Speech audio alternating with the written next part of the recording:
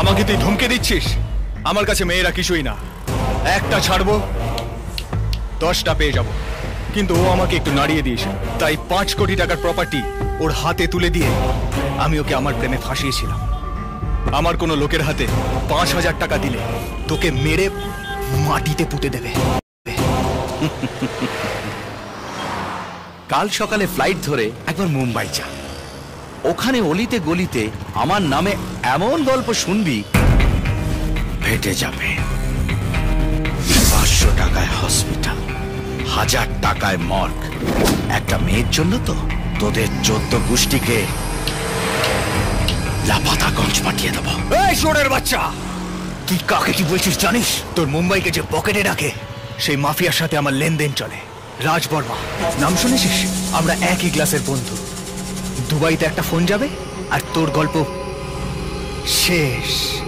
মাথায় হেলমেট না থাকলে যখন ট্রাফিক পুলিশ ধরে না, তখন আমরাও বড় বড় নাম বলি, যাতে ওরা ভয় পেয়ে ছেড়ে দেয়।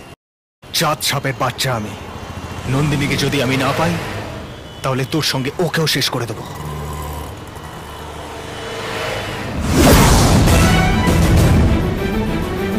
মগা কেলো হয়েছে, পিছনে দেখ। আচলা এই এদিকেই আসছে।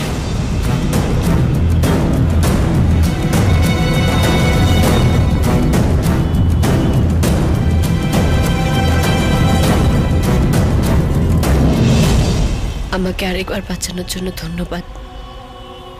আমি অপেক্ষা করছি। ওই, ও তোর সঙ্গে কেন যাবে রে? তুইও যা, আমিও তাই।